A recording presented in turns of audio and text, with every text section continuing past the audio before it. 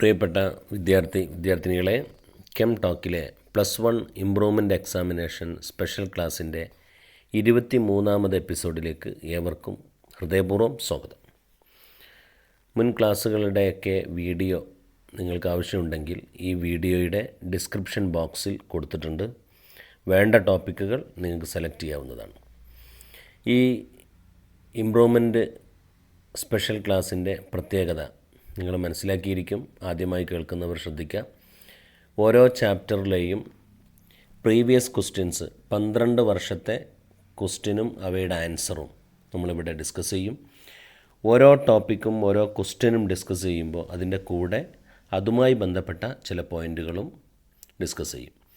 അങ്ങനെയുള്ള ഒരു ക്ലാസ് ആയതുകൊണ്ട് സ്വാഭാവികമായും ഒരു ചാപ്റ്റർ മൊത്തമായി എടുക്കുന്ന ഒരു ഫീലിംഗ് സ്വാഭാവികമായും ഉണ്ടാകും. അപ്പോൾ ഈ ക്ലാസ് കേൾക്കുന്നതിൻ്റെ മുന്നേ നിങ്ങൾ എന്ത് ചെയ്യണമെന്ന് ചോദിച്ചാൽ, അതാത് ചാപ്റ്ററുകൾ നിങ്ങളൊന്ന് നോക്കി അതിൻ്റെ പ്രധാന ഭാഗങ്ങളും അതെന്തൊക്കെയാണ് അതിലെ ടോപ്പിക്കുകളും എന്നൊക്കെ മനസ്സിലാക്കിയിരിക്കണം എന്ന് ആദ്യമേ അറിയിക്കുകയാണ്. നിങ്ങളെ പോലെ +1 ഇംപ്രൂവ്മെൻ്റ് എക്സാമിനേഷന് രജിസ്റ്റർ ചെയ്ത മറ്റ് വിദ്യാർത്ഥികളുണ്ടെങ്കിൽ അവർക്ക് നിങ്ങൾ ഈ വീഡിയോ ഷെയർ ചെയ്ത് കൊടുക്കാൻ മറക്കരുത് എന്നും കൂടെ അറിയിക്കുകയാണ്. ചാനൽ സബ്സ്ക്രൈബ് ചെയ്യുക. മറ്റ് സുഹൃത്തുക്കളോടും ഇത് സബ്സ്ക്രൈബ് ചെയ്യാൻ വേണ്ടി പറയുക. സപ്പോർട്ട് ചെയ്യുക. ഇൻഷാ അല്ലാഹ് തുടർന്നുള്ള ദിവസങ്ങളിലും +2 ക്ലാസ്സുകളും +1 ക്ലാസ്സുകളും ഒക്കെയായി കെമിസ്ട്രിയുടെ ഈ കെം ടോക്ക് എന്ന് പറയുന്ന ചാനൽ ആക്റ്റീവായി ഉണ്ടാകും. ഇതുവരെയുള്ള നിങ്ങളുടെ പ്രോത്സാഹനത്തിനും അതുപോലെ സപ്പോർട്ടിനും ഒക്കെ നന്ദി അറിയിപ്പിക്കുകയാണ്. നമ്മൾ ഇപ്പോൾ ഡിസ്കസ് ചെയ്തുകൊണ്ടിരിക്കുന്നത് 12ാമത്തെ ചാപ്റ്ററാണ്. അതായത് organic chemistry some basic principle and technique എന്ന് പറയുന്ന ചാപ്റ്ററിലെ ഫസ്റ്റ് ടോപ്പിക്കാണ് നമ്മൾ 22ാമത്തെ എപ്പിസോഡിൽ ഡിസ്കസ് ചെയ്തത്. ഇന്ന് നമ്മൾ 2ാമത്തെ പാർട്ടിലേക്ക് വരികയാണ്. അപ്പോൾ തുടങ്ങിയാലോ. 13 ക്വസ്റ്റ്യനാണ് പാർട്ട് 1ൽ നമ്മൾ ഡിസ്കസ് ചെയ്തത്. ഇന്ന് നമുക്ക് 14ാമത്തെ ക്വസ്റ്റ്യനിലേക്ക് വരാം. ഓക്കെ, എല്ലാവരും സ്ക്രീനിലേക്ക് നോക്കുക. Bond line notations of some organic compounds are given below. Organic കോമ്പൗണ്ടിൻ്റെ ബോണ്ട് ലൈൻ നൊട്ടേഷൻസ് നൽകിയിട്ടുണ്ട്. Write the condensed formula and IUPAC name. ആ ബോണ്ട് ലൈൻ സ്ട്രക്ചറുകളുടെ കണ്ടൻസ്ഡ് ഫോർമുല കാണിക്കുക. അതിൻ്റെ IUPAC നെയിം പറയുക. ഓക്കെ, അതിൽ ഫസ്റ്റ് വൺ കണ്ടോ? എന്താണ് കാണുന്നത്? എത്ര കാർബൺ ഉണ്ട് അതിൽ? 4 കാർബൺ ഉണ്ട് അല്ലേ? ആ എൻഡിലൊരു കാർബൺ, പിന്നെ ഇങ്ങോട്ട് വന്നിട്ട് ആ കർവിലൊരു അടുത്തൊരു കർവ് 3, ദെൻ ലാസ്റ്റ് വൺ 4 അല്ലേ? ഈ 4 കാർബണിൽ അവസാനത്തെ 2 കാർബണുകൾ തമ്മിൽ ഡബിൾ ബോണ്ട് ഉണ്ട് എന്നതിൽ നിന്ന് വ്യക്തമാണ്. അപ്പോൾ ഒന്ന് എഴുതി നോക്കാം അല്ലേ? 4 കാർബൺ, ഇതിൽ ആൻസർ നോക്കുക. CH3 CH2 CH double bond CH2. എന്താണ് അതിൻ്റെ IUPAC നെയിം? ബ്യൂട്ട് 1 എന്നാണ് IUPAC നെയിം. സംശയമില്ലല്ലോ. അടുത്തത് എത്ര കാർബൺ ഉണ്ട് അതിൽ? രണ്ടാമത്തേൽ അതിലും 4 കാർബൺ ഉണ്ട്. അതിൽ രണ്ടാമത്തെ കാർബൺ കീറ്റോ ഗ്രൂപ്പാണ്, CO എന്നാണ്. ആ മടക്കിൽ C ഉണ്ട്, അവിടുന്ന് അങ്ങോട്ട് ഡബിൾ ബോണ്ട് O ഉണ്ട്, അതായത് CO കീറ്റോ ഗ്രൂപ്പാണ്. അപ്പോൾ എന്താ പേര്? ബ്യൂട്ടൻ 2 ഓൺ എന്ന് പറയാം, അല്ലെങ്കിൽ ബ്യൂട്ടനോൺ എന്ന് പറയാം. ശരി, അപ്പോൾ IUPAC നെയിമായി. അതിൽ B, give the principle of estimation of nitrogen by Dumas method. Part 1ൽ നമ്മൾ ഡിസ്കസ് ചെയ്താണ് ഡ്യൂമാസ് മെത്തേഡ്. എങ്കിലും നമുക്കിവിടെ പറയാം, നൈട്രജനെ എസ്റ്റിമേറ്റ് ചെയ്യാനുള്ള പ്രിൻസിപ്പിൾ ഏത് മെത്തേഡിലെ? ഡ്യൂമാസ് മെത്തേഡിലെ പ്രിൻസിപ്പിൾ പറയണം. നൈട്രജൻ്റെ എമൗണ്ട് ഒരു ഓർഗാനിക് കോമ്പൗണ്ടിൽ എത്രയുണ്ട് എന്ന് എസ്റ്റിമേറ്റ് ചെയ്യാനുള്ള മെത്തേഡാണ് ഡ്യൂമാസ് മെത്തേഡ്. വേറൊരു മെത്തേഡും കൂടെ ഉണ്ട്, ജെൽദാസ് മെത്തേഡാണത്. ഓക്കെ, എന്താണ് ഡ്യൂമാസ് മെത്തേഡിലെ പ്രിൻസിപ്പിൾ നോക്കാം. അവിടെ ഇക്വേഷൻ നോക്കിയാൽ മതി. ഇത്രയേ ഉള്ളൂ. CXHYN2 എന്ന് എഴുതിയിട്ടുണ്ട് അല്ലേ? CH എന്ന് പറഞ്ഞാൽ ഹൈഡ്രോ കാർബണാണ്. ഹൈഡ്രോ കാർബണിൻ്റെ കൂടെ നൈട്രജൻ ഉണ്ടെങ്കിൽ അവ കാർബണും ഹൈഡ്രജനും നൈട്രജനും ഉള്ള ഒരു കോമ്പൗണ്ടാണ്. അതിനെന്ത് ചെയ്തു? കുപ്രിക് ഓക്സൈഡുമായി പ്രവർത്തിപ്പിച്ചു, CuOയുമായി പ്രവർത്തിപ്പിച്ചു. അവിടെ എക്സും വൈയും സെഡും ഒക്കെ ഉണ്ട്, അത് നിങ്ങൾക്ക് ബുദ്ധിമുട്ടാണെങ്കിൽ ഒന്നും വേണമെന്നില്ല. ഇത്രയേ ഉള്ളൂ. ഹൈഡ്രോ കാർബൺ കണ്ടെയ്നിങ് നൈട്രജനുള്ള ഹൈഡ്രോ കാർബൺ എന്ത് ചെയ്തു? കുപ്രിക് ഓക്സൈഡിൽ വെച്ചിട്ട് നന്നായി അങ്ങോട്ട് ചൂടാക്കിയ കാർബൺ ഡൈ ഓക്സൈഡ് കിട്ടും, H2O കിട്ടും, നൈട്രജൻ കിട്ടും, കോപ്പറും കിട്ടും. നമുക്കവിടെ നൈട്രജൻ കിട്ടുന്നു എന്നുള്ളതൊന്ന് മാർക്ക് ചെയ്യുക. അത് മാത്രം മക്കളെ നിങ്ങൾ പഠിച്ചാൽ മതി. അപ്പോൾ നോക്കിയേ, കാർബണും ഹൈഡ്രജനും നൈട്രജനുമുള്ള കോമ്പൗണ്ട് കുപ്രിക് ഓക്സൈഡിൽ ഹീറ്റ് ചെയ്താൽ നൈട്രജൻ ഗ്യാസ് കിട്ടും. ആ നൈട്രജൻ ഗ്യാസിൻ്റെ അളവ് എന്ത് ചെയ്യുക? അത് എത്ര മാത്രം ഉണ്ട്, ആ ഗ്യാസ് എത്ര വോള്യമുണ്ട് എന്ന് നിങ്ങൾ മെഷർ ചെയ്താൽ that is the principle of estimation of nitrogen by Dumas method. അപ്പം നൈട്രജൻ്റെ അളവാണ് നോക്കുക. റെഡി? അതിൽ C question, explain the concept of resonance with an example. What is resonance? All the observed properties of some compound cannot be explained by a single structure. ചില കോമ്പൗണ്ടിനെ ഒരൊറ്റ structure ഉപയോഗിച്ചുകൊണ്ട് സ്വഭാവങ്ങൾ പറയാൻ കഴിയില്ല. അപ്പോൾ കുറേ സ്ട്രക്ചർ ഉപയോഗിച്ചുകൊണ്ട് ഒരു കോമ്പൗണ്ടിൻ്റെ സ്വഭാവം പറയാൻ ഒരുപാട് സ്ട്രക്ചറുകൾ ഉപയോഗിക്കുന്നെങ്കിൽ, ഒന്നുകൂടെ, ഒരു കോമ്പൗണ്ടിൻ്റെ സ്വഭാവങ്ങൾ പറയാൻ, എക്സ്പ്ലെയിൻ ചെയ്യാൻ ഒരുപാട് സ്ട്രക്ചേഴ്സ് ഉപയോഗിക്കുന്നുണ്ടെങ്കിൽ ആ സ്ട്രക്ചേഴ്സിൻ്റെ പേരാണ് റെസൊണൻസ് സ്ട്രക്ചേഴ്സ്. അതിന് വേറെ പേരുണ്ട്, കനോനിക്കൽ സ്ട്രക്ചേഴ്സ് അല്ലെങ്കിൽ കോൺട്രിബ്യൂട്ടിംഗ് സ്ട്രക്ചേഴ്സ് എന്നൊക്കെ പറയും. ഈ പ്രതിഭാസത്തിനാണ് റെസൊണൻസ് എന്ന് പറയും. ഉദാഹരണത്തിന് ബെൻസീൻ നോക്കൂ. ബെൻസീന് A എന്ന് പറയുന്ന അവിടെ കാണുന്ന ആ ചിത്രം മാത്രം പോരാ അതിൻ്റെ സ്വഭാവം വിശദീകരിക്കാൻ. B എന്ന് പറയുന്ന സ്ട്രക്ചറും കൂടെ ആവശ്യമാണ്. എന്താ കാരണം? ആ ഡബിൾ ബോണ്ട് അവിടെ ഫിക്സഡ് അല്ല, അതിങ്ങനെ ഇറങ്ങി നടക്കുകയാണ്, ചുറ്റി നടക്കുകയാണ്. അപ്പോൾ നേരത്തെ നിന്നിരുന്ന പൊസിഷനിൽ എയിലുണ്ടായിരുന്ന ഡബിൾ ബോണ്ടിൻ്റെ പൊസിഷനല്ല ബിയിലുള്ളത്, അതിങ്ങോട്ട് ജസ്റ്റ് ജമ്പ് ചെയ്തിട്ടുണ്ട്. അതിൻ്റെ അർത്ഥം അതിങ്ങനെ ജമ്പ് ചെയ്ത് ഓടി നടക്കുകയാണ്. അപ്പോൾ ഓടി നടക്കുന്നു എന്ന് കാണിക്കാൻ മൂന്നാമത്തെ ഒരു സ്ട്രക്ചർ ഉണ്ടോ? ആ സ്ട്രക്ചറിൻ്റെ ഒരു പേരുണ്ട് റെസൊണൻസ് ഹൈബ്രിഡ്. ആ രണ്ട് സ്ട്രക്ചറിലുള്ള കാര്യങ്ങൾ വരച്ചു വെച്ച മൂന്നാമത്തെ structure, that is C. Ready? Resonance hybrid എന്ന് പറയും. What is resonance? ഒരു കോമ്പൗണ്ടിൻ്റെ സ്വഭാവങ്ങൾ എക്സ്പ്ലെയിൻ ചെയ്യാൻ ഒരുപാട് സ്ട്രക്ചറുകൾ വരച്ചെടുക്കുന്നുണ്ടെങ്കിൽ ആ സ്ട്രക്ചറുകളാണ് റെസൊണൻസ് സ്ട്രക്ചേഴ്സ്. ഈ പ്രതിഭാസമാണ് റെസൊണൻസ്. എക്സാമ്പിളാണ് ബെൻസീൻ. വേറെ എക്സാമ്പിളുണ്ട്, കാർബണേറ്റിനുണ്ട്, അതുപോലെ ഓസോണിനുണ്ട്. ഇതിലൊക്കെ റെസൊണൻസ് സ്ട്രക്ചേഴ്സ് ഉണ്ട്. റെഡി? അടുത്ത ക്വസ്റ്റ്യനിലേക്ക് വരാം. 15ാമത്തെ ക്വസ്റ്റ്യനാണ്, give the IUPAC name of the following. IUPAC നെയിമില്ലാതെ ഈ പാടത്തുനിന്നൊരു ക്വസ്റ്റ്യൻ ഇല്ല എന്ന് ഇപ്പോൾ നിങ്ങൾക്ക് മനസ്സിലായില്ലേ? അത് പ്രത്യേകം ശ്രദ്ധിക്കണം. എത്ര കാർബൺ ഉണ്ട് മക്കളെ? ഫസ്റ്റത്തേൽ തുടങ്ങുന്നിടത്തൊരു ക്ലോറിനാണ്, പിന്നെ ആ കർവിലേക്ക്, ആ മടക്കിലേക്ക് എത്തുമ്പോൾ അവിടെ ഒരു കാർബൺ, പിന്നെ അടുത്ത കർവ് 2, പിന്നെ COയുടെ 3 കാർബണാണ് ഇതിലുള്ളത്. ബുദ്ധിമുട്ടില്ലല്ലോ? ഈ 3 കാർബണിലെ ആ അവസാനത്തെ സൈഡിൽ വലത്തെ ഭാഗത്ത് എൻഡിലുള്ളത് CHO എന്ന് പറയുന്ന ആൽഡിഹൈഡ് ഗ്രൂപ്പാണ്. സംശയമില്ലല്ലോ? ആൽഡിഹൈഡ് ഗ്രൂപ്പാണ്. അപ്പോൾ എന്തായി പേര്?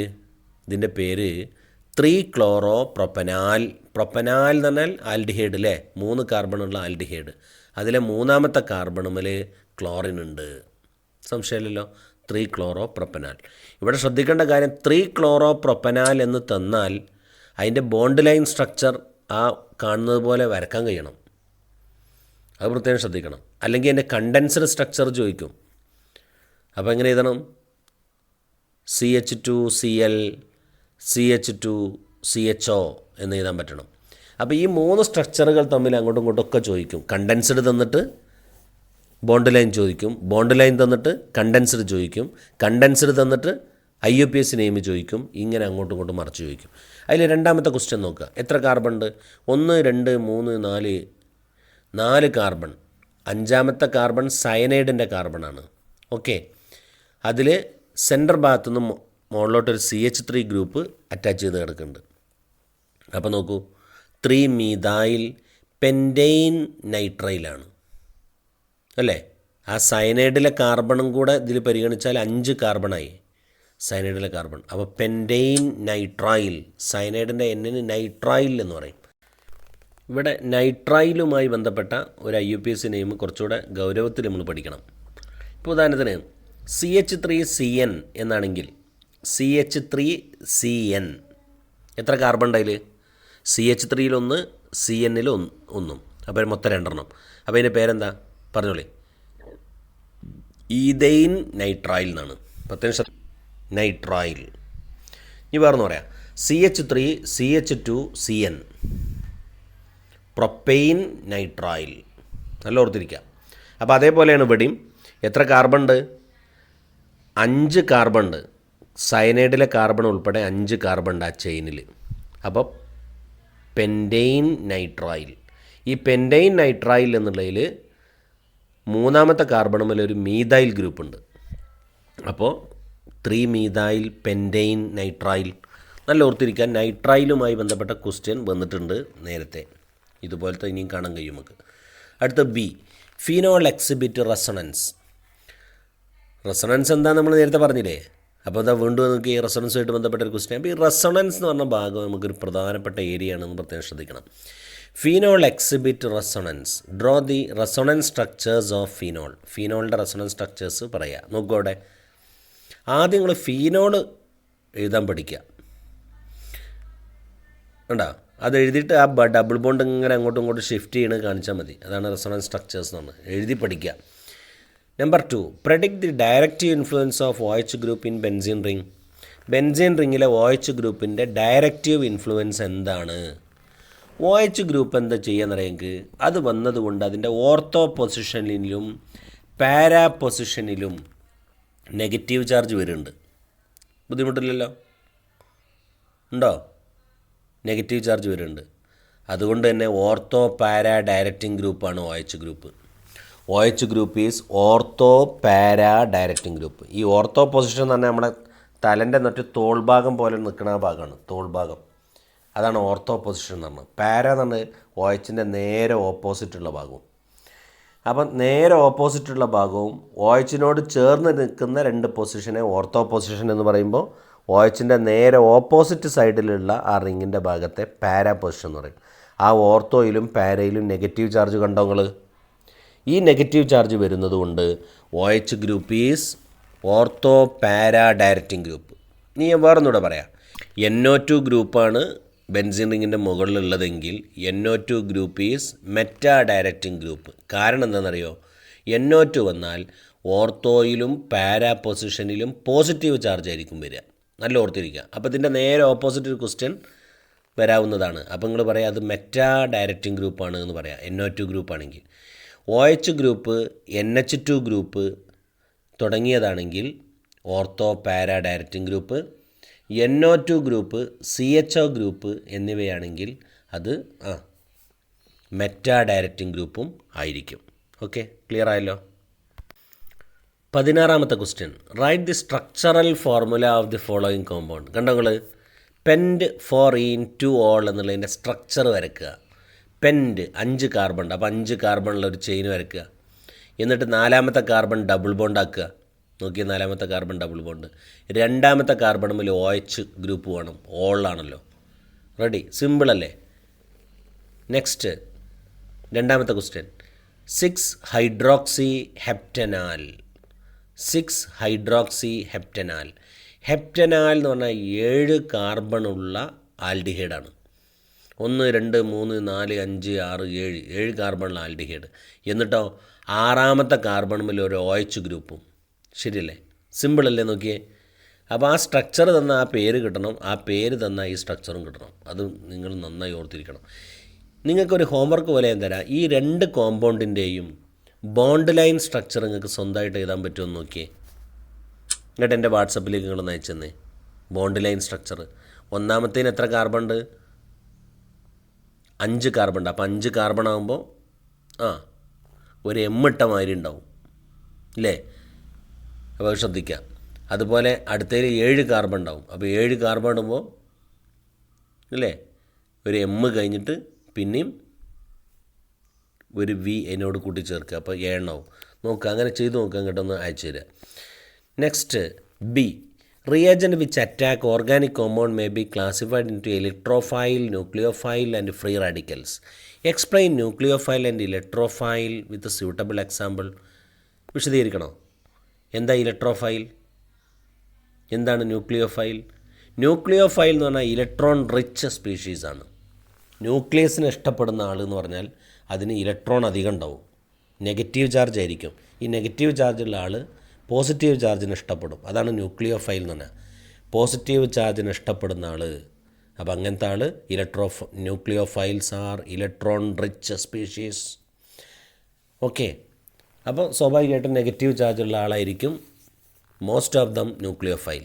Example OH minus, CN minus, NO2 minus, Cl minus, Br minus, I minus, H2O, NH3, RNH2. അതിലിപ്പോൾ ചാർജ് ഇല്ലാത്ത ആൾ H2Oയും NH3യും RNH2 ആണ്. അതിലെന്താണെന്ന് വെച്ചാൽ ഇലക്ട്രോൺ പെയറുകളുണ്ട്, ലോൺ പെയർ ഇലക്ട്രോൺസ് ഉണ്ട്. അപ്പോൾ അത് ഇലക്ട്രോൺ റിച്ച് ആണ്. ഓക്കെ, എന്നാൽ ഇലക്ട്രോഫൈൽ ഉണ്ട്. What is electrophile? Electrophile are electron deficient species. Electron കുറവാണ്, കാരണം ഇലക്ട്രോണിന് ഇഷ്ടമാണ്. ഇലക്ട്രോൺ നഷ്ടപ്പെടുന്ന ആളെന്നാണ് ഇലക്ട്രോഫൈലിൻ്റെ അർത്ഥം. അപ്പം ഇലക്ട്രോൺ നഷ്ടപ്പെടുന്ന ആളുടെ ചാർജ് പോസിറ്റീവായിരിക്കും. അപ്പോൾ R+, NO+, NH4+, ഇങ്ങനെ തുടങ്ങിയ ആൾക്കാർ. വേറെ എക്സാമ്പിൾ അതാ CHO, CO തുടങ്ങിയ ആൾക്കാരൊക്കെ. അതിലെ രണ്ടാമത്തെ ക്വസ്റ്റ്യൻ നോക്കൂ. Name the type of fission of covalent bond which give free radical. Free radical തരുന്ന കോവാലൻ്റ് ബോണ്ടിൻ്റെ ഫിഷൻ്റെ പേരെന്താണ്? ഹോമോളിസിസ് അല്ലെങ്കിൽ ഹോമോലിറ്റിക് ഫിഷൻ. കാർബോ കാറ്റയോണും കാർബോ ആനയോണും ഉണ്ടാക്കുന്ന, കാർബാനയോണും കാർബോ കാറ്റയോണും ഉണ്ടാകുന്ന ഫിഷൻ്റെ പേരോ? അതിന് ഹെട്രോലൈറ്റിക് ഫിഷൻ എന്നാണ് പറയുക. ശരി, അടുത്തിലേക്ക് പോയാലോ. 17ാമത്തെ question. The bond line formula of a compound is given below. കണ്ടോ ബോണ്ട് ലൈൻ ഫോർമുല? ഇതിൻ്റെ കണ്ടൻസർ സ്ട്രക്ചർ എഴുതിയിട്ട് അതിൻ്റെ IUPAC നെയിം കൊടുക്കണം. എത്ര കാർബൺ ഉണ്ട് അതിൽ? 1, 2, 3, 4, 5, 6 കാർബണിൻ്റെ ചെയിനാണ്. അതിൽ 2 മീഥൈൽ ഗ്രൂപ്പ് അങ്ങോട്ടും ഇങ്ങോട്ടും തള്ളി നിൽക്കുന്നുണ്ട്. എത്രാമത്തെ കാർബൺ വരാം? ആ തലക്കൽ CH3, പിന്നെ അതിമേൽ CH, അതിമേൽ CH3 തൂങ്ങിക്കിടക്കുന്നു. പിന്നെ ഇപ്പുറത്ത് CH, അതിമേൽ CH3 തൂങ്ങിക്കിടക്കുന്നു. CH2, ലാസ്റ്റിൽ OH ഉണ്ട്. റെഡി? പേര് കൊടുത്ത് നോക്കുക അല്ലേ. 4,5 ഡൈമീഥൈൽ ഹെക്സൻ 1-ol. 6 കാർബൺ ഉണ്ട്. 6 കാർബണിലെ ഒന്നാമത്തെ കാർബണുമിൽ OH ഉണ്ട്. അതുകൊണ്ട് 1-ol, ഹെക്സൻ 1-ol ആണ്. അതിമേൽ 2 മീഥൈൽ ഗ്രൂപ്പ് ഉണ്ട്. അത് എത്രാമത്തെ കാർബണാന്ന് കാണിക്കുമ്പോൾ 4,5 ഡൈമീഥൈൽ. റെഡി? 18ാമത്തെ question. Explain the different type of electron displacement effect in covalent bond. Covalent ബോണ്ടിലെ വ്യത്യസ്തമായ ഇലക്ട്രോൺ ഡിസ്പ്ലേസ്മെൻറ്റ് എഫക്റ്റുകൾ ഏതൊക്കെയാണെന്ന് എക്സ്പ്ലെയിൻ ചെയ്യുക. ഒന്ന് ഇൻഡക്റ്റീവ് എഫക്റ്റാണ്. What is inductive effect? അതായത് സിഗ്മ ഇലക്ട്രോണ് സിഗ്മ ബോണ്ടിലൂടെ ഫ്ലോ ചെയ്യുന്നതിനാണ് ഇൻഡക്റ്റീവ് എഫക്റ്റ് എന്ന് പറയാം. It is a permanent effect arising due to the shifting of a sigma electron through carbon chain. കാർബൺ ചെയിനിലൂടെ സിഗ്മ ഇലക്ട്രോണ് ഫ്ലോ ചെയ്യുന്നതിൻ്റെ ഫലമായി ഉണ്ടാകുന്ന സ്ഥിരമായ എഫക്റ്റിന് പറയുന്ന പേരാണ് ഇൻഡക്റ്റീവ് എഫക്റ്റ്. അത് കാർബൺ ചെയിനിലൂടെ കാർബൺ ബോണ്ടിൻ്റെ ഇടയിലൂടെയാണ് അത് പോവുക. കാർബൺ സിഗ്മ ബോണ്ടിലൂടെയാണ് ആ ഇലക്ട്രോണിൻ്റെ ഫ്ലോ നടക്കുക. അത് പ്രത്യേകം ശ്രദ്ധിക്കണം. രണ്ടാമത്തത് electromeric effect. It is A complete transfer of shared pair of pi electron. Share ചെയ്ത പൈ ഇലക്ട്രോണിനെ, പൈ ബോണ്ടിനെ ട്രാൻസ്ഫർ ചെയ്യുന്ന പരിപാടിക്കാണ് ഇലക്ട്രോമെറിക് ഇഫക്റ്റ് എന്ന് പറയാം. എന്താണ്? Complete transfer of A shared pair of pi electron. അത് മതി. ബാക്കി കുറച്ച് കാര്യങ്ങളൊക്കെ ഉണ്ട്, അതവിടെ നിൽക്കട്ടെ. ഇത് പ്രത്യേകം ശ്രദ്ധിക്കാനുള്ളത്, ഇതൊരു റിയേജൻറ്റിൻ്റെ സാന്നിധ്യത്തിൽ മാത്രമേ ഈ പൈ ബോണ്ട് മൂവ് ചെയ്യുള്ളൂ. അപ്പോൾ ഇലക്ട്രോമെറിക് ഇഫക്റ്റ് എന്ന് പറഞ്ഞാൽ movement of pi bond by the presence of attacking ഒരു കെമിക്കൽ റിയേജൻറ്റിൻ്റെ സാന്നിധ്യത്തിൽ പൈ ബോണ്ട് ഷിഫ്റ്റ് ചെയ്യുന്നതിനെ, ഓടിപ്പോകുന്നതിനെ ഇലക്ട്രോമെറിക് ഇഫക്റ്റ് എന്ന് പറയും. അപ്പോൾ ഒരു കെമിക്കൽ റിയേജൻറ്റിൻ്റെ സാന്നിധ്യം ഉണ്ടെങ്കിലേ നടക്കുള്ളൂ എന്ന് പറഞ്ഞാൽ that is A temporary effect. ഇതൊരു താൽക്കാലികമാണ്. അയാളാണ് പോയാൽ തിരിച്ചങ്ങോട്ട് തന്നെ പോകും. ഒരു റിയേജൻറ്റിനെ കാണുമ്പോൾ പൈ ബോണ്ട് ഓടിപ്പോകുന്നു, അല്ലെങ്കിൽ അതിലേക്ക് വരുന്നു. രണ്ട് രൂപത്തിലാണ് വരിക. ഈ റിയേജൻറ്റിനോട് ഇഷ്ടമുണ്ടെങ്കിൽ പൈ ബോണ്ട് അയാളിലേക്ക് അങ്ങോട്ട് ചെല്ലും. റിയേജൻറ്റിനോട് ദേഷ്യമാണെങ്കിൽ, വെറുപ്പാണെങ്കിൽ റിയേജൻറ്റിനെ കാണുമ്പോൾ പൈ ബോണ്ട് ഓടി അകന്നു പോകും. അപ്പോൾ രണ്ട് രൂപത്തിലാണ് വരിക. അപ്പോൾ പ്ലസ്സും ഉണ്ട് മൈനസും ഉണ്ട്. അടുക്കുന്നത് പോസിറ്റീവ് ഇലക്ട്രോമെറിക് ഇഫക്റ്റ്, അകലുന്നത് നെഗറ്റീവ് ഇലക്ട്രോമെറിക് ഇഫക്റ്റ്. അപ്പോൾ റിയേജൻറ്റിനെ കാണുമ്പോൾ അകന്നു പോവുകയാണെങ്കിൽ നെഗറ്റീവ് ഇലക്ട്രോമെറിക് ഇഫക്റ്റാണ്. ഓക്കെ. പൊതുവെ ഇലക്ട്രോമെറിക് ഇഫക്റ്റ് താൽക്കാലികമാണ്. കാരണം റിയേജൻറ്റ് ഉണ്ടാവുമ്പോൾ മാത്രമേ ഈ എഫക്റ്റ് ഉണ്ടാവുള്ളൂ. റിയേജൻറ്റ് പോയാൽ ഈ എഫക്റ്റ് ഉണ്ടാവില്ല. അതുകൊണ്ട് ഇതൊരു ടെമ്പററി എഫക്റ്റാണ്. മൂന്നാമത്തെ effect resonance effect. What is resonance effect എന്ന് പറഞ്ഞാൽ ചാർജ് ഉണ്ടാവലാണ്. Development of polarity in the molecule by the interaction of two pi bond, അല്ലെങ്കിൽ ഒരു പൈ ബോണ്ടും ഒരു ലോൺ പെയറും, ഒരു ലോൺ പെയർ ഇലക്ട്രോണും ഒരു പൈ ബോണ്ടും, അല്ലെങ്കിൽ രണ്ട് പൈ ബോണ്ടുകളും പരസ്പരം ഇൻ്ററാക്റ്റ് ചെയ്യുന്നതിൻ്റെ ഫലമായി ഉണ്ടാകുന്ന ചാർജിനെയാണ് റെസൊണൻസ് ഇഫക്റ്റ് എന്ന് പറയാം. രണ്ട് പൈ ബോണ്ടുകളോ അല്ലെങ്കിൽ ഒരു പൈ ബോണ്ടും ഒരു ലോൺ പെയർ ഇലക്ട്രോണും പരസ്പരം ഇൻ്ററാക്റ്റ് ചെയ്യുന്നതിൻ്റെ ഫലമായി ഉണ്ടാകുന്ന ചാർജിനെയാണ് റെസൊണൻസ് ഇഫക്റ്റ് എന്ന് പറയാം. ഇത് രണ്ട് രൂപത്തിലുണ്ട്. പോസിറ്റീവ് റെസൊണൻസും ഉണ്ട്, നെഗറ്റീവ് റെസൊണൻസും ഉണ്ട്. റിങ്ങിലേക്ക് അങ്ങോട്ട് പോവുകയാണെങ്കിൽ അതിനെ പോസിറ്റീവ് റെസൊണൻസ് ഇഫക്റ്റ് എന്നും, റിങ്ങിൽ നിന്നും മുകളിലോട്ട് കയറി വരികയാണെങ്കിൽ അതിനെ നെഗറ്റീവ് റെസൊണൻസ് ഇഫക്റ്റ് എന്നും പറയും. അടുത്തത് ഹൈപ്പർ കോഞ്ചുഗേഷൻ. ഇത് സിഗ്മ ബോണ്ട് തന്നെ ഇറങ്ങിപ്പോണേനാണ് എന്ത് പറയുക, ഹൈപ്പർ കോഞ്ചുഗേഷൻ എന്ന് പറയാം. Movement of sigma bond between carbon and hydrogen.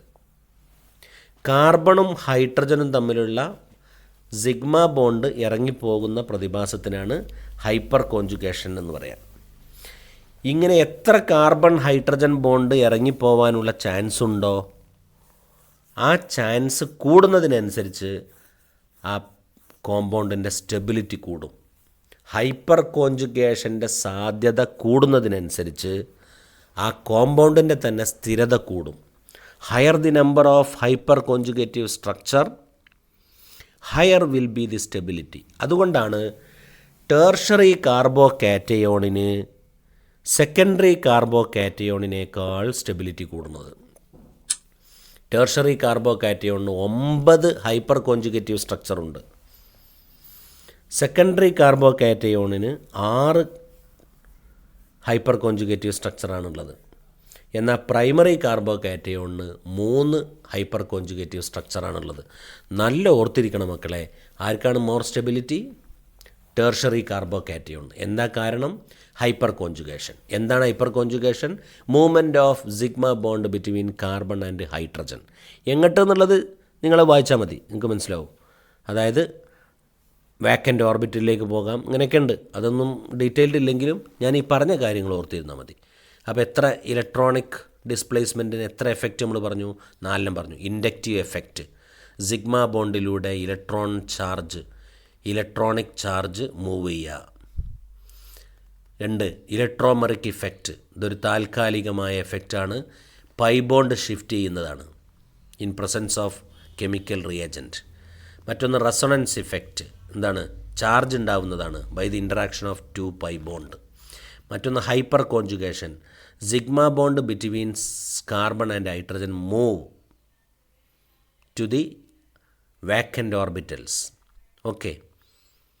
Higher the number of hyperconjugative structure, higher is the stability of the compound. Therefore, tertiary carbocation is more stable than secondary, which is more stable than primary carbocation. Okay. 19th question. How is sodium fusion extract prepared? Using this, how will you detect presence of nitrogen, sulfur and halogen in the organic compound? It is very, very important. അതായത് 2018 July മാസത്തിൽ ചോദിച്ച ക്വസ്റ്റ്യനാണിത്. ഇത് നമ്മൾ part 1-ൽ, അതായത് 22ാമത്തെ വീഡിയോയിൽ നമ്മൾ ഡീറ്റെയിൽഡായിട്ട് discuss ചെയ്തിട്ടുണ്ട്. ഒന്ന് അങ്ങോട്ട് പോകണേ. ജസ്റ്റ് അതിൻ്റെ ലിങ്ക് കിട്ടാൻ വേണ്ടി നിങ്ങൾ ഇതിൻ്റെ ഡിസ്ക്രിപ്ഷൻ ബോക്സിൽ 22ാമത്തെ വീഡിയോ നോക്കുക. ആ വീഡിയോയിൽ പോയിട്ട് 8ാമത്തെ ക്വസ്റ്റ്യൻ ഡിസ്കസ് ചെയ്തത് നോക്കുക.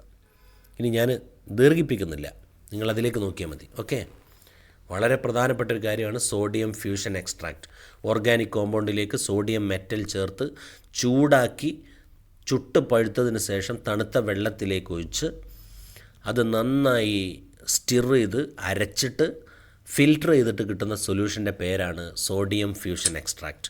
അതുപയോഗിച്ച് നൈട്രജനെയും സൾഫറിനെയും ഹാലോജൻ്റെയും പ്രസൻസ് കാണാനുള്ള ടെസ്റ്റുകളുണ്ട്. നിങ്ങളതിലേക്ക് നോക്കുക. 20ാമത്തെ question, what do you mean by the following? Homolytic fission അറിയില്ലേ? കോവാലൻ്റ് ബോണ്ട് ഈക്വലായിട്ട് കട്ട് ചെയ്യുക.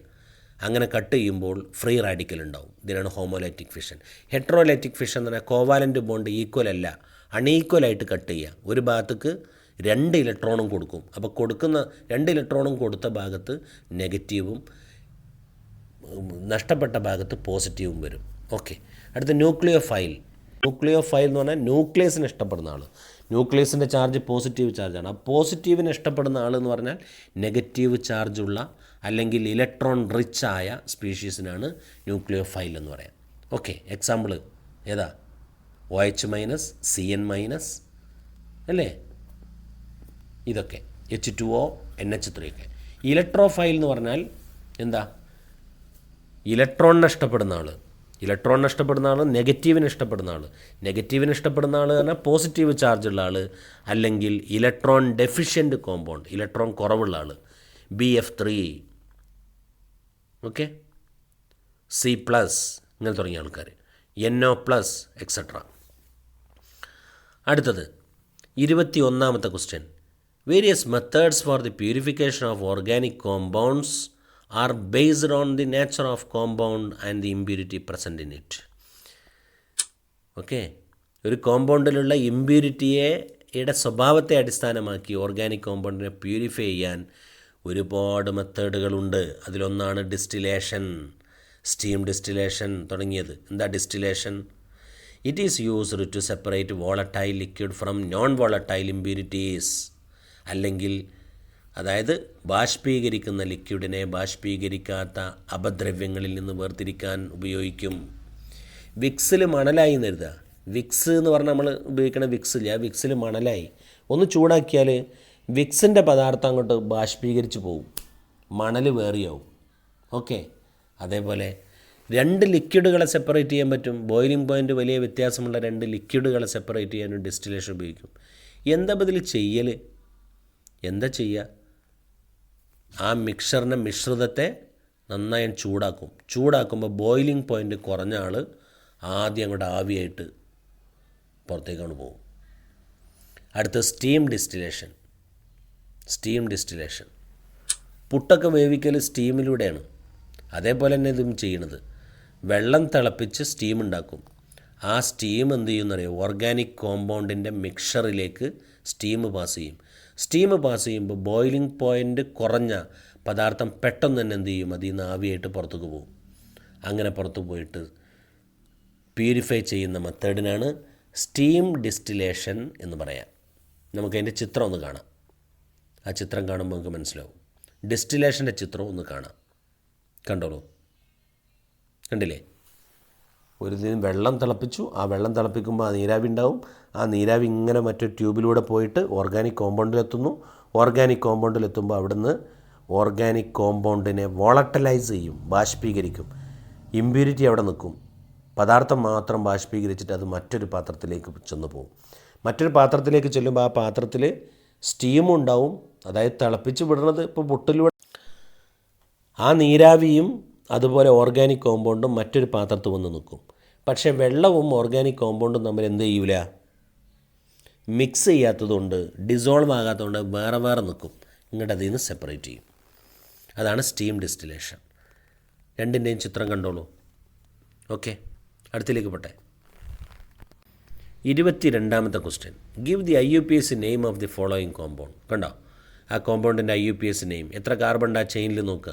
1 2 3 4 5 6 7 8. 8 കാർബൺ ഉണ്ട്. ഈ 8 കാർബണിൽ മൂന്നാമത്തെ കാർബണുമിൽ OH ഉണ്ട്, 6ാമത്തെ കാർബണുമിൽ CH3 ഉണ്ട്. പേര് കൊടുത്തു നോക്കൂ. എന്താ പേര്?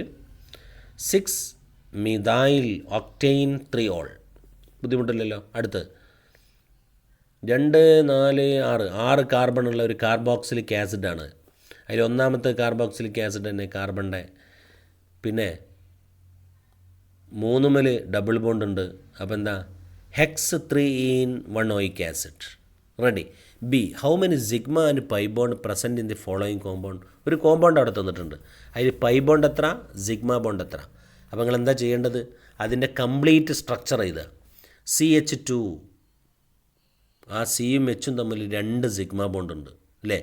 പിന്നെ CH2-ലെ സിയും അപ്പുറത്തെ സിയും തമ്മിൽ ഒരു സിഗ്മ ബോണ്ട് ഉണ്ട്. അപ്പോൾ 3 സിഗ്മ ബോണ്ട് അവിടെ ആയി. ഓക്കെ.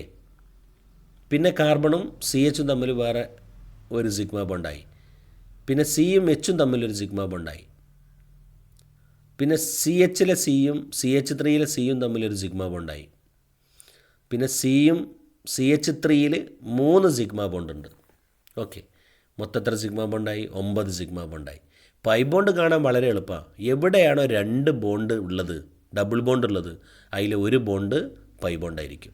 അപ്പോൾ 2 ഡബിൾ ബോണ്ട് ഉണ്ടാവില്ലേ അല്ലേ? അപ്പുറത്തും 2 ഡബിൾ ബോണ്ട് ഉണ്ടില്ലേ?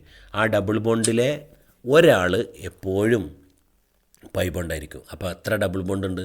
2 ഡബിൾ ബോണ്ട് ഉണ്ട്. അപ്പോൾ ഓരോന്നും ഒരു പൈ ബോണ്ട്. അപ്പോൾ 2 പൈ ബോണ്ട് വരും. ക്ലിയർ? ഇനി ട്രിപ്പിൾ ബോണ്ട് ഉണ്ടെങ്കിലോ? 2 കാർബണിനിടക്ക് ട്രിപ്പിൾ ബോണ്ട് ഉണ്ടെങ്കിൽ എത്ര സിഗ്മ ബോണ്ട്, എത്ര പൈ ബോണ്ട്? 1 സിഗ്മ ബോണ്ടും 2 പൈ ബോണ്ടും. അപ്പോൾ ശ്രദ്ധിക്കേണ്ടത്, 2 ആറ്റത്തിനിടക്ക് ഡബിളോ അല്ലെങ്കിൽ ട്രിപ്പിൾ ബോണ്ടോ ഉണ്ടെങ്കിൽ ആദ്യത്തെ ബോണ്ട് സിഗ്മയും ബാക്കിയുള്ള എല്ലാ ബോണ്ടും പൈ ബോണ്ടും ആയിരിക്കും. അപ്പോൾ ശ്രദ്ധിക്കണം. അത് കണ്ടുപിടിക്കാൻ വളരെ എളുപ്പമാണ്. ശ്രദ്ധിച്ചാൽ മതി. C, write the name of test used to detection of nitrogen, sulphur, halogen and phosphorus present in organic compound. നൈട്രജനും സൾഫറും ഹാലജനും ഫോസ്ഫറസിനും ഒക്കെ കണ്ടെത്താൻ വേണ്ടിയിട്ട് നമ്മൾ ഉപയോഗിക്കുന്ന ഒരു ടെസ്റ്റ് ഉണ്ട്. സോഡിയം ഫ്യൂഷൻ എക്സ്ട്രാക്റ്റ് എന്നൊക്കെ നമ്മൾ പറഞ്ഞില്ലേ. ഇങ്ങനെ സോഡിയം ഫ്യൂഷൻ എക്സ്ട്രാക്റ്റ് ഉപയോഗിച്ചുകൊണ്ട് ചെയ്യുന്ന ആ ടെസ്റ്റിനൊരു പേരുണ്ട്. എന്താണ് ആ പേര്? It is very very important. Lassaigne test. Part 1-ൽ നമ്മൾ ഡീറ്റെയിൽഡായിട്ട് ഡിസ്കസ് ചെയ്തിട്ടുണ്ട് ഒരു ടേബിളിൽ. അത് നന്നായി പഠിക്കുക. 3 പ്രാവശ്യം ഇപ്പോൾ ആ ക്വസ്റ്റ്യൻ വന്നിട്ടോ. ഇതിൻ്റെ തൊട്ട് മുന്നുള്ള ക്വസ്റ്റ്യൻ നമുക്ക് ഫസ്റ്റ് പാർട്ടിൽ പറഞ്ഞിട്ടുണ്ട് എന്ന് പറഞ്ഞിട്ട് നമ്മൾ അതിൽ നിന്ന് പോകുന്നതാണ്. ആ ക്വസ്റ്റ്യൻ തന്നെയാണ് വീണ്ടും ആവർത്തിച്ച് വന്നിരിക്കുന്നത്, ലെസൈൻ ടെസ്റ്റ്. പക്ഷേ ഇതൊരു 1 മാർക്കിൻ്റെ ക്വസ്റ്റ്യൻ ആണെന്ന് മാത്രം. നേരത്തെ വന്നത് 4 മാർക്കിനാണെന്ന് മാത്രം. ഇതാ പേര് മാത്രമേ ചോദിച്ചിട്ടുള്ളൂ. മറ്റേത് ആ ടെസ്റ്റിനെ എക്സ്പ്ലെയിൻ ചെയ്യാനാണ് ചോദിച്ചിട്ടുള്ളത്. ഓക്കെ, അടുത്ത ക്വസ്റ്റ്യനിലേക്ക് പോയാലോ. 23. Draw the structure of the following compound. എൻ്റെ മക്കളെ, IUPAC നെയിമും സ്ട്രക്ചറും ചോദിക്കാത്ത ഒരു വർഷവും ഇല്ല എന്ന് ഇതിൽ നിന്ന് വ്യക്തമായില്ലേ? എല്ലാ വർഷവും IUPAC നെയിം അല്ലെങ്കിൽ സ്ട്രക്ചർ തന്നിട്ട് IUPAC നെയിം, അല്ലെങ്കിൽ IUPAC നെയിം തന്നിട്ട് സ്ട്രക്ചർ, അല്ലെങ്കിൽ സ്ട്രക്ചർ തന്നിട്ട് ബോണ്ട് ലൈൻ സ്ട്രക്ചർ, ഇങ്ങനെ അങ്ങോട്ടും ഇങ്ങോട്ടും മാറ്റി കളിക്കാനുള്ള ക്വസ്റ്റ്യൻ ഉണ്ട്. നന്നായി പഠിച്ചു വെക്കണം, പ്രാക്ടീസ് ചെയ്യുക. ഇതേ ക്വസ്റ്റ്യൻ തന്നെ ആവർത്തിക്കും. അപ്പോൾ ഇത് വന്നു കഴിഞ്ഞാൽ ഇത് എഴുതാൻ കഴിയണമെങ്കിൽ ഒന്ന് എഴുതി പഠിക്കുക തന്നെ വേണം. ഓക്കെ, എന്താണ് 2,3 ഡൈബ്രോമോ? 2 ബ്രോമിനുണ്ട്, 2ാമത്തെ കാർബണുമിലും 3ാമത്തെ കാർബണുമിലും. പിന്നെ 1ാമത്തെ കാർബണുമിൽ ഫിനൈൽ എന്ന് പറഞ്ഞ ബെൻസീൻ റിങ് ഉണ്ട്. 1ാമത്തെ കാർബണുമിൽ പെൻറ്റെയിൻ 5 കാർബണുള്ള ഒരു ചെയിനാണ്. 1, 2, 3, 4, 5 കാർബണുള്ള ചെയിനാണ്. ഈ 5 കാർബണുള്ള ചെയിനിൽ 1ാമത്തെ കാർബണുമിൽ ഒരു ബെൻസീൻ റിങ്, പിന്നെ 2-മലും 3-മലും ബ്രോമിൻ. കണ്ടോ? വരച്ച് കണ്ടില്ലേ? ഇത്ര എളുപ്പമാണല്ലേ? അതേപോലെ തന്നെ 2ാമത്തെ ക്വസ്റ്റ്യൻ നോക്കൂ. നൈട്രോ ബെൻസീൻ എന്ന് പറയുന്ന ആൾ, ബെൻസീൻ വരയ്ക്കുക. ഈ ബെൻസീൻ്റെ 1ാമത്തെ പൊസിഷനിൽ ഫ്ലൂറിനെ കൊടുക്കുക, 2ാമത്തെ പൊസിഷനിൽ നൈട്രോ ഗ്രൂപ്പ് കൊടുക്കുക, NO2. പിന്നെയോ 4ാമത്തെ പൊസിഷനിൽ ഈഥൈൽ ഗ്രൂപ്പ് കൊടുക്കുക, 2 കാർബണുള്ള ഗ്രൂപ്പ്, CH2 CH3 എന്ന് കൊടുത്താലും മതി, അല്ലെങ്കിൽ C2H5 എന്ന് കൊടുത്താലും മതി. ഓക്കെ, അതിൽ B, write all possible chain isomers of the compound with molecular formula C5H12. C5H12 എന്ന് പറഞ്ഞാൽ 5 പെൻറ്റെയിനാണ്. ഈ പെൻറ്റെയിൻ്റെ പോസിബിളായ എല്ലാ ഐസോമറും എഴുതുക, ചെയിൻ ഐസോമർ എഴുതുക. അപ്പോൾ ഒന്ന് എഴുതിയാണെങ്കിൽ 5 കാർബണുള്ള ഒരു ചെയിനാക്കി എഴുതി, ഒറ്റ ചെയിന്. അടുത്തതിൽ നോക്കുക 4 കാർബൺ ഒരു ചെയിനിലും വേറെ കാർബൺ സബ്സ്റ്റിറ്റ്യൂവൻ്റ് ഗ്രൂപ്പാക്കിയിട്ട് എഴുതി. പിന്നെ എഴുതി എന്താ 3 കാർബണുള്ള ചെയിന്, അതിൽ രണ്ടാമത്തെ കാർബണുമിൽ 2 CH3 ഗ്രൂപ്പാക്കി എഴുതി. മൊത്തം ആ ഓരോ കോമ്പൗണ്ട് എണ്ണി നോക്കിയാൽ അതിൽ 5 കാർബൺ ഉണ്ടാവും, 12 ഹൈഡ്രജൻ ഉണ്ടാവും. സംശയം ഉണ്ടെങ്കിൽ ചോദിക്കാം. ഓക്കെ, അടുത്തിലേക്ക് പോകണേ. 24ാമത്തെ ക്വസ്റ്റ്യനാണ്. Write the complete condensed and bond line structure of the formula 2-bromobutane. 2-bromobutaneൻ്റെ കംപ്ലീറ്റ് സ്ട്രക്ചർ വരക്കണം, കണ്ടൻസ്ഡ് സ്ട്രക്ചർ വരക്കണം, ബോണ്ട് ലൈൻ സ്ട്രക്ചറും വരക്കണം. 2-bromobutane IUPAC നെയിം കൊണ്ട് തന്നിട്ടുള്ളൂ. ബ്യൂട്ടൈൻ എത്ര കാർബൺ? 4 കാർബൺ. 4 കാർബൺ ഇങ്ങനെ കൊടുത്തു. അതിലെല്ലാം ഹൈഡ്രജനും രണ്ടാമത്തെ കാർബണുമിൽ ഒരു ബ്രോമിനുണ്ട്. അതാദ്യം കൊടുത്തതിന് ശേഷം ബാക്കി എല്ലാ കാർബണുമിൽ ഹൈഡ്രജൻ വെച്ചിട്ട് ഓരോ കാർബണും 4 ബോണ്ട് വരുന്നതിൽ കണ്ട് എഴുതുക. ഓക്കെ, ഇതാണ് കംപ്ലീറ്റ് സ്ട്രക്ചർ. സിമ്പിളല്ലേ? ഇപ്പം ഇങ്ങനെ ആലോചിക്കുമ്പോൾ ഇത് സിമ്പിളാണെന്ന് നിങ്ങൾക്ക് ഇങ്ങനെ തോന്നുന്നില്ലേ? ഇതേപോലെ കംപ്ലീറ്റ് സ്ട്രക്ചർ എന്നാൽ നിങ്ങൾക്ക് അതിൻ്റെ IUPAC നെയിം എഴുതാൻ കഴിയൂലേ? അതിൻ്റെ കണ്ടൻസ്ഡ് സ്ട്രക്ചർ എഴുതാൻ കഴിയൂലേ? അതാ. ഇനി കണ്ടൻസ്ഡ് സ്ട്രക്ചർ എന്താ? അത് ചെറുതാക്കി എഴുതി. ആദ്യത്തെ കാർബൺ CH3 എന്നാണ്, അതാ CH3. പിന്നത്തേൽ CH എന്നാണ്, CH. അതിന്മേലൊരു BR ഉണ്ട്, BR അതാ ബ്രാക്കറ്റിൽ എഴുതി, CHBr. അടുത്ത CH2 എന്നാണ്, അതാ CH2 എന്ന് എഴുതി. അടുത്ത CH3 എന്ന് എഴുതി. ഓക്കെ, ഇനി 4 കാർബൺ ഉള്ളതുകൊണ്ട് അതെന്താണ്? ബോണ്ട് ലൈൻ സ്ട്രക്ചർ ചെയ്യുമ്പോൾ 4 കാർബണെ റെപ്രസെൻ്റ് ചെയ്യാൻ ആദ്യം ഒരു 2 വളവ് വെച്ചിട്ട് ഇങ്ങനെ കൊടുത്ത്. ഓക്കെ, ഇതിൽ രണ്ടാമത്തെ മേൽ ബ്രോമിൻ. ഏറ്റവും സിമ്പിളാണ്. പ്രത്യേകം ശ്രദ്ധിക്കേണ്ടത്, ആ ബോണ്ട് ലൈൻ സ്ട്രക്ചർ തന്നിട്ട് നിങ്ങൾക്ക് അതിൻ്റെ കണ്ടൻസ് എഴുതാൻ കഴിയുമോ, കംപ്ലീറ്റ് ചെയ്താൻ കഴിയുമോ, അതിൻ്റെ IUPAC നെയിം കൊടുക്കാൻ പറ്റുമോ എന്നുള്ളതൊക്കെ നിങ്ങൾ തന്നെ സ്വയം ആലോചിക്കുക. അടുത്തത് B. In Carius method estimation of halogen. ഹാലജനെ എസ്റ്റിമേറ്റ് ചെയ്യാനുള്ള മെത്തേഡിൻ്റെ പേരാണ് കാരിയസ് മെത്തേഡ്. നൈട്രജനെ എസ്റ്റിമേറ്റ് ചെയ്യാനുള്ള മെത്തേഡിൻ്റെ പേരാണ് ഡ്യൂമാസ് മെത്തേഡും ജൽദാസ് മെത്തേഡും. അപ്പോൾ ഇവിടെ ഒരു വിവരം കിട്ടി. ഹാലജനെ എസ്റ്റിമേറ്റ് ചെയ്യുന്ന മെത്തേഡാണ് carriers method. 0.15 gram of an organic compound gave 0.12 gram of AgBr. Ready? Find the percentage of bromine in the compound. ബ്രോമിൻ്റെ പെർസെൻറ്റേജ് കാണാനുള്ളൊരു ഇക്വേഷൻ ഉണ്ട്. അത് ബൈ ഹാർട്ട് ചെയ്യാൻ പറ്റുമെങ്കിൽ ചെയ്യുക. ഇക്വേഷൻ ഇതാണ്: percentage of bromine equal to atomic mass of bromine into M1. M1 എന്ന് പറഞ്ഞാൽ AgBrൻ്റെ മാസ്. AgBrൻ്റെ മാസാണ് M1 into 100 by molecular mass of AgBr into M mass of organic കോമ്പൗണ്ടിനാണ് M എന്ന് പറയുക. അതൊക്കെ അവിടെ തന്നിട്ടുണ്ട്. ആ തന്നിരിക്കുന്ന വാല്യൂ ആണ് കൊടുക്കുക. കൊടുത്തിട്ട് ചെയ്താൽ 34.04 കിട്ടും. വിശദീകരിക്കണില്ല, കുറച്ച് നേരം അത് നോക്കി എന്നാൽ എല്ലാം മനസ്സിലാവും. 2 മിനിറ്റ് നിങ്ങൾ ഈ വീഡിയോ പോസ് ചെയ്തിട്ട് ആ സ്ക്രീനിലേക്ക് നോക്കുക, കാര്യങ്ങൾ മനസ്സിലാക്കുക. ഓക്കെ, അടുത്ത ക്വസ്റ്റ്യനിലേക്ക് വരാം. Different methods are used to purify organic compound. Organic കോമ്പൗണ്ടിനെ ശുദ്ധീകരിക്കാൻ വ്യത്യസ്തമായ ഒരുപാട് രീതികളുണ്ട്. Name any 3 method of purification. Purify ചെയ്യാൻ ഉപയോഗിക്കുന്ന ഏതെങ്കിലും 3 മെത്തേഡ് പറയുക.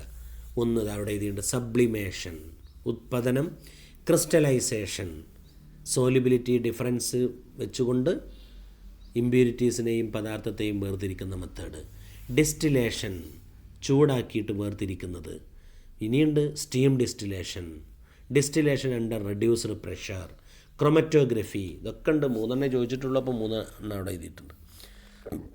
രണ്ടാമത് on complete combustion 0.246 gram of an organic compound gave 0.198 gram of carbon dioxide and 0.1014 gram of H2O.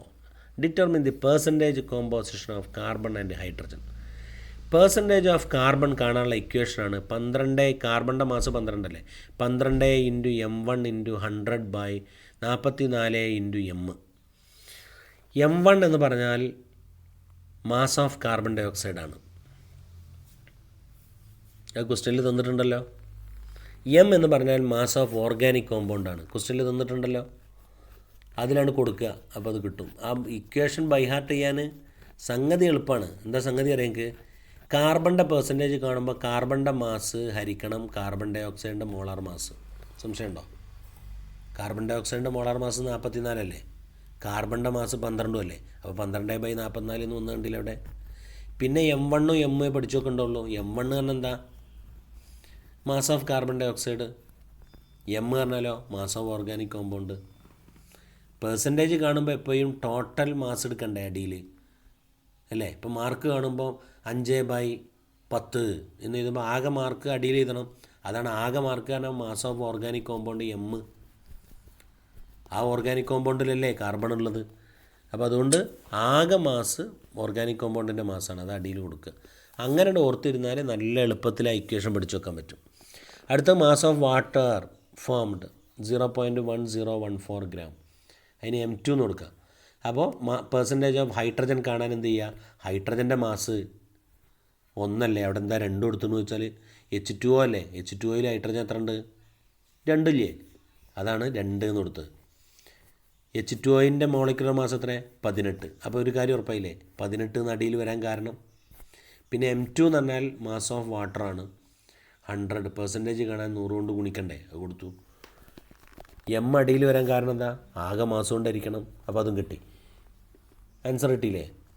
സിമ്പിളാണ്. ഞാൻ നേരത്തെ പറഞ്ഞ പോലെ 2 മിനിറ്റ് വീഡിയോ പോസ് ചെയ്ത് സ്ക്രീനിലേക്ക് നോക്കി കാര്യങ്ങൾ മനസ്സിലാക്കുക. ഒന്നുകൂടെ മനസ്സിലാക്കണമെങ്കിൽ ജസ്റ്റ് ഒന്ന് ബാക്കോട്ട് പോയി 2-3 മിനിറ്റ് ബാക്കോട്ട് പോയിട്ട് വീണ്ടും ഒന്നുകൂടി കേൾക്കുക. ഓക്കെ, അപ്പോൾ അടുത്തിലേക്ക് പോയാലോ. What is homologous series? എത്ര പഠിച്ചിട്ടുണ്ട് അല്ലേ? ഒരു കാര്യം ഉറപ്പായി, ഇത് ഓർഗാനിക് കോമ്പൗണ്ടിൻ്റെ സീരീസാണ് എന്ന് മനസ്സിലായി. മീതെയിൻ, ഈതെയിൻ, പ്രൊപ്പെയിൻ, ബ്യൂട്ടെയിൻ, എക്സൈൻ, അങ്ങനെ പോവാണ്. അങ്ങനെയുള്ളൊരു സീരീസാണ്, ഓർഗാനിക് കോമ്പൗണ്ടിൻ്റെ സീരീസാണ്. ആ സീരീസ് എടുക്കുമ്പോൾ തൊട്ടടുത്ത 2 കോമ്പൗണ്ടുകൾ തമ്മിലുള്ള വ്യത്യാസം CH2വിൻ്റെ വ്യത്യാസമാണെങ്കിൽ അതിനാണ് ഹോമലോഗസ് സീരീസ് എന്ന് പറയാം. CH2വിൻ്റെ വ്യത്യാസം വരിക. ഇപ്പോൾ ഉദാഹരണത്തിന് മീതെയിനിൻ്റെ ഫോർമുല എന്താ? CH4. ഈതെയിനിൻ്റെ ഫോർമുല C2H6. ഇവർ രണ്ടാളും തമ്മിലുള്ള വ്യത്യാസം എന്താ? ഒരു കാർബണിൻ്റെയും 2 ഹൈഡ്രജൻ്റെയും വ്യത്യാസമുണ്ട്. അതാണ് CH2വിൻ്റെ വ്യത്യാസം എന്ന് പറഞ്ഞത്. അങ്ങനെ CH2വിൻ്റെ വ്യത്യാസമുള്ള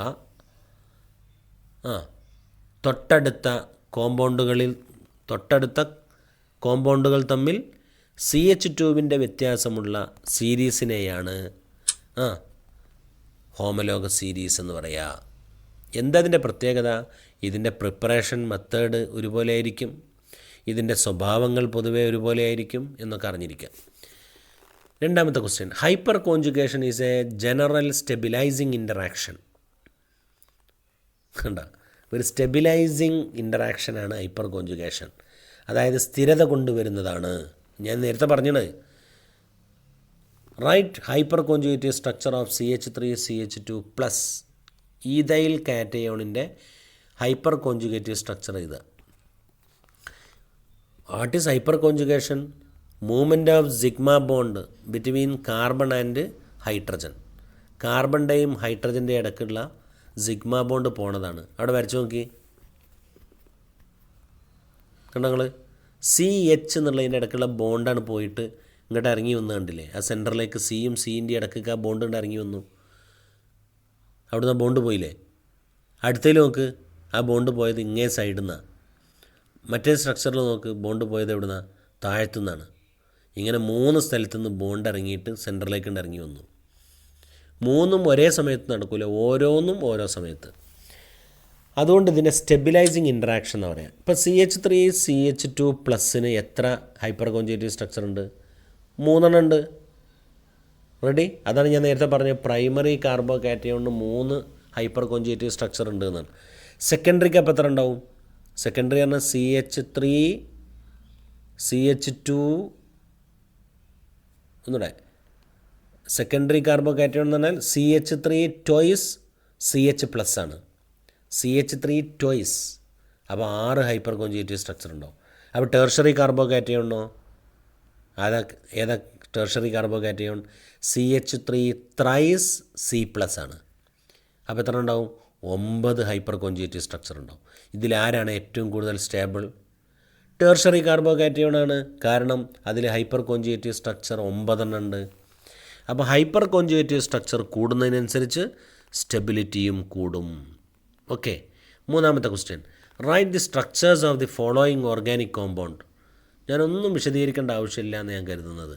2,5,6 ട്രൈമീഥൈൽ ഒക്ടെയ്ൻ, 8 കാർബൺ ഉള്ള ഒരു ചെയിന്, അതുമേൽ 2, 5, 6 തുടങ്ങിയ പൊസിഷനിൽ മീഥൈൽ ഗ്രൂപ്പ് ഉണ്ട്. അതവിടെ കാണിച്ചിട്ടുണ്ട്.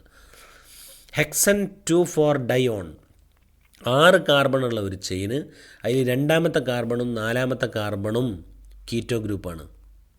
ഡയോൺ ONE എന്ന് പറഞ്ഞാൽ കീറ്റോ ഗ്രൂപ്പ് എന്നാണ്. അപ്പോൾ 2ഉം 4ഉം കീറ്റോ ഗ്രൂപ്പാണ്. അതാണ് CO കൊടുത്തത്. 2ാമത്തെയും 4ാമത്തെയും പൊസിഷനിൽ CO കൊടുത്തിരിക്കുന്നു. മൊത്തം 6 കാർബൺ. അടുത്ത് C, 5 ഓക്സോ ഹെക്സനോയിക് ആസിഡ്.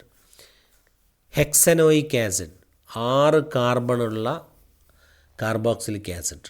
2, 4, 6. അതിലെ 5ാമത്തെ പൊസിഷനിലെ കാർബണുമേൽ എന്തുണ്ട്? ഓക്സിജൻ ഉണ്ട്. 5ാമത്തെ കാർബണിൽ ആരുണ്ട്? ഓക്സിജൻ ഉണ്ട്. അതാണ് 5 ഓക്സോ എന്ന് കൊടുത്തത്. മൊത്തം 6 കാർബൺ, അതിലെ 5ാമത്തെ കാർബണുമേലെ ഓക്സിജൻ ഉണ്ട്. ആലോചിച്ചിരിക്കാൻ നല്ലൊരു വകുപ്പുള്ള ക്വസ്റ്റ്യനാണ് അത്. ഒരു 2-3 മിനിറ്റ് അതിൽ തന്നെ ശ്രദ്ധിച്ചിരിക്കുക, എന്താണ് ഇവിടെ സംഭവിച്ചത് നോക്കുക, നിങ്ങളുടെ നോട്ട്ബുക്കിൽ എഴുതുക, ഇങ്ങോട്ട് കാര്യങ്ങൾ മനസ്സിലാക്കുക. ഇതേ ക്വസ്റ്റ്യൻ ഇനി ആവർത്തിച്ച് വരും എന്നുള്ളത് മനസ്സിലാക്കുകയും ചെയ്യാം. 6 മാർക്കിൻ്റെ ക്വസ്റ്റ്യൻ ഈ ചാപ്റ്ററിൽ നിന്ന് വരും എന്നുള്ളത് പ്രത്യേകം ഓർത്തിരിക്കണം. ഓക്കെ, അടുത്ത ക്വസ്റ്റ്യനിലേക്ക് പോയാലോ. 27. The IUPAC name of alkane are based on their chain structure. ചെയിനിൻ്റെ സ്ട്രക്ചറിനനുസരിച്ചിട്ടാണ് IUPAC നെയിം കൊടുക്കുക. Give the IUPAC name of ആ കോമ്പൗണ്ട്. ലോങ്ങസ്റ്റ് ചെയിൻ സെലക്ട് ചെയ്യുക. എത്ര കാർബൺ ഉണ്ട്? 2, 4, 6, 7. 7 കാർബൺ ഉണ്ട്. 7 കാർബൺ ഉള്ളതിൽ 3ാമത്തെ കാർബണുമേൽ ഈഥൈൽ ഗ്രൂപ്പ്, 5ാമത്തെ കാർബണുമേൽ മീഥൈൽ ഗ്രൂപ്പ്. പേര് കൊടുത്തു നോക്കുക. 3 ഈഥൈൽ, 5 മീഥൈൽ ഹെപ്റ്റെയിൻ. ഓക്കെ. അടുത്ത് represent 1 methyl 3 propyl cyclohexane using bond line notation. Bond line notation ഉപയോഗിച്ചുകൊണ്ട് ആ പറഞ്ഞ പേരിൻ്റെ കോമ്പൗണ്ട് റെപ്രസെൻ്റ് ചെയ്യുക. സൈക്ലോഹെക്സെയിൻ എന്ന് പറയുമ്പോൾ അതാ ഒരു സൈക്ലിക്കായി 6 കാർബണുള്ള ഒരു റിങ് വരച്ചു. ഇങ്ങോട്ട് വരച്ചിട്ട് 1ാമത്തെ കാർബണുമേൽ മീഥൈൽ കൊടുത്തു. അതാണ് ആ തലിൻ്റെ മുകൾക്ക് ഇങ്ങനെ വരട്ട് ഒരു മീഥൈൽ. പിന്നെ 3ാമത്തെ കാർബണുമേൽ പ്രൊപ്പൈലാണ്. 3 കാർബണുള്ള ഒരു ചെയിനാണ് അവിടെ വരുന്നത്. അപ്പോൾ അതാ 3 കാർബൺ വരാൻ വേണ്ടിയിട്ട് ഒരു വരണ്ട് വരച്ചാൽ 1 കാർബണായി. പിന്നെ ഒന്ന് മടക്കിയാൽ 2ആയി. പിന്നെ ഒരു മടക്കൂടി വന്നാൽ 3ആയി. 3 കാർബൺ. റെഡി? ഓക്കെ അല്ലേ? വളരെ പ്രധാനപ്പെട്ട കാര്യമാണെന്ന് ഓർത്തിരിക്കണം. അടുത്തത്, what is the type of hybridisation of carbon in CH3+? CH3+ലെ ഹൈബ്രിഡൈസേഷൻ എന്താണ്? CH4ലെ ഹൈബ്രിഡൈസേഷൻ sp3 ആണ്. CH3+ലെ ഹൈബ്രിഡൈസേഷൻ ഒരു ഹൈഡ്രജൻ ഇത് പോയിട്ടുണ്ട്. അപ്പോൾ ഹൈബ്രിഡൈസേഷൻ sp2 ആയി. പ്ലാനാർ ട്രയഗണൽ ഷേപ്പാണ്. ഒരു ഫാനിൻ്റെ 3 ലീഫ് നിൽക്കണ മാതിരിയാണ് നിൽക്കുക. ഫാനിൻ്റെ 3 ലീഫ് നിൽക്കലെങ്ങനെ? ട്രയഗണൽ പാറ്റേണിലല്ലേ? അതേപോലെയാണ് CH3+ൻ്റെ structure. Hybridisation sp2. Okay. D, name the type of bond fission resulting in the formation of free radical. എത്ര പ്രാവശ്യമായി ക്വസ്റ്റ്യൻ വന്നത് നോക്കി. ഫ്രീ റാഡിക്കൽ തരുന്ന കോവാലൻ്റ് ബോണ്ടിൻ്റെ ഫിഷൻ്റെ പേരെന്ത്? ഹോമോലൈറ്റിക് ഫിഷൻ, ഹോമോളിസിസ് എന്നും പറയും. കാർബോകാറ്റയോണും കാർബാനയോണും ലഭിക്കുന്ന ഫിഷൻ്റെ പേരെന്ത്? ഹെട്രോലൈറ്റിക് ഫിഷൻ.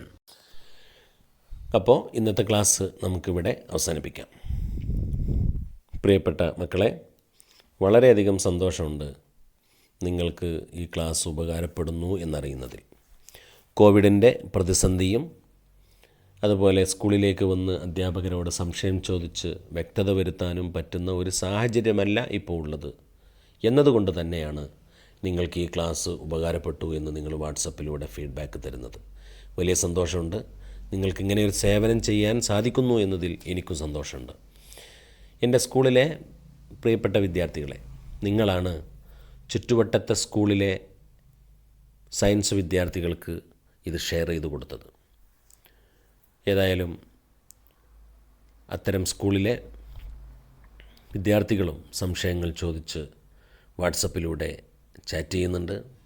അവരെയൊക്കെ സഹായിക്കാൻ സമയബന്ധിതമായി, അറിയാം, ഒരു ക്വസ്റ്റ്യൻ ചോദിച്ചു കഴിഞ്ഞാൽ അപ്പം തന്നെ അതിന് ആൻസർ പറയാൻ പറ്റുന്നൊരു സാഹചര്യം ചിലപ്പോൾ ഉണ്ടാവില്ല. മറ്റ് ചില ജോലി തിരക്കുകളുള്ളതുകൊണ്ട് ചിലപ്പോൾ ചോദ്യം ചോദിച്ച് ആ ചോദ്യത്തിന് ഉത്തരം കിട്ടുന്നത് ചിലപ്പോൾ ഒരു ദിവസം കഴിഞ്ഞിട്ടാവാം. എങ്കിലും എനിക്കാവുന്ന വിധത്തിൽ സ്പീഡായി റെസ്പോണ്ട് ചെയ്യാൻ ഞാൻ ശ്രമിക്കും. തീർച്ചയായും നല്ല കോൺഫിഡൻസോട് കൂടെ പരീക്ഷയ്ക്ക് പോകാൻ നിങ്ങൾക്ക് ഈ ക്ലാസ്സുകൾ സഹായിക്കട്ടെ. കേട്ടാൽ മാത്രം പോരാ, കേട്ട കാര്യങ്ങൾ നോട്ട്ബുക്കിൽ എഴുതിയെടുക്കണം. എഴുതിയെടുത്ത് പ്രധാന പോയിൻ്റുകൾ നമ്മളിങ്ങനെ റിവൈസ് ചെയ്യണം, ആലോചിക്കണം. ഞാൻ എന്താ പഠിച്ചത്, എന്താണ് സാർ ഇവിടെ പറഞ്ഞത്, ഇൻഡക്റ്റീവ് എഫക്റ്റ് എന്ന് പറഞ്ഞാൽ എന്താണ്, ഇലക്ട്രോമെറിക് എഫക്റ്റിനെ കുറിച്ച് പറഞ്ഞിട്ടുണ്ടല്ലോ, എന്താണിത്, ന്യൂക്ലിയോഫൈലും ഇലക്ട്രോഫൈലും എന്താണ്. ന്യൂക്ലിയോഫൈൽ എന്ന് പറഞ്ഞാൽ ന്യൂക്ലിയസിനെ ഇഷ്ടപ്പെടുക എന്നാണ്. ന്യൂക്ലിയസിനെ ഇഷ്ടപ്പെടണമെങ്കിൽ ന്യൂക്ലിയസിൻ്റെ ചാർജ് പോസിറ്റീവാണ്. അപ്പം ന്യൂക്ലിയോഫൈലിൻ്റെ ചാർജ് നെഗറ്റീവാണ്. അത് ഇലക്ട്രോൺ റിച്ച് സ്പീഷീസാണ്. ഇങ്ങനെ ഓർത്തിരിക്കാൻ. ഡിസ്റ്റിലേഷൻ എന്ന് പറഞ്ഞാൽ എന്താണ്, സ്റ്റീം ഡിസ്റ്റിലേഷനുമായിട്ടുള്ള വ്യത്യാസം എന്താണ്, ഇങ്ങനെ ഓർത്ത് IUPAC നെയിം കൊടുക്കുമ്പോൾ ശ്രദ്ധിക്കേണ്ട എന്താണ്, അതിൻ്റെ ബോണ്ട് ലൈൻ സ്ട്രക്ചർ എങ്ങനെ വരും എന്നൊക്കെ നമ്മൾ പുസ്തകം അടച്ചു വെച്ച് വീഡിയോ കേൾക്കുന്നത് നിർത്തി ഒന്ന് ആലോചിക്കുക. കിട്ടുന്നില്ലെങ്കിൽ വീണ്ടും കേൾക്കുക, ആ വീഡിയോ ഒന്നും കൂടെ ഓൺ ചെയ്യുക. അങ്ങനെ കേട്ട് എഴുതിയെടുത്ത നോട്ടുകളൊന്നും കൂടെ ശ്രദ്ധിച്ച് നിങ്ങൾക്ക് പറയാൻ പറ്റിയാൽ നല്ല കോൺഫിഡൻസോട് കൂടെ പരീക്ഷയ്ക്ക് നിങ്ങൾക്ക് പോകാൻ പറ്റും. അതിന് ദൈവം നിങ്ങളെ തുണക്കും. ഈ ഹാർഡ് വർക്ക് നിങ്ങളെ സഹായിക്കും. കുറേ ആളുകൾ, കുറേ വിദ്യാർത്ഥികൾ, എനിക്ക് വലിയ പ്രയാസം തോന്നുകയാണ്. അങ്ങനെ ഇരുന്ന് പഠിച്ച് സാറേ ഞാനത് ചെയ്തപ്പോൾ എനിക്ക് കിട്ടിയില്ല എന്ന് പറഞ്ഞ് സംശയം ചോദിക്കുമ്പോൾ വിഷമമാണ്. തീർച്ചയായും നിങ്ങളുടെ ഈ ത്യാഗത്തിന് ദൈവം പ്രതിഫലം തരട്ടെ. നല്ല റിസൾട്ട് കിട്ടുന്ന രൂപത്തിൽ പരീക്ഷയ്ക്ക് അറ്റൻഡ് ചെയ്യാൻ നിങ്ങൾക്ക് ദൈവം തുണ നൽകട്ടെ എന്ന് ആശംസിച്ചുകൊണ്ട്, എല്ലാ വിജയാശംസകളും നേർന്നുകൊണ്ട് അടുത്ത മൊഡ്യൂളുമായി നമുക്ക് വൈകാതെ തന്നെ കാണാമെന്ന് അറിയിച്ചുകൊണ്ട് നിർത്തുന്നു. Thank you. Keep in touch.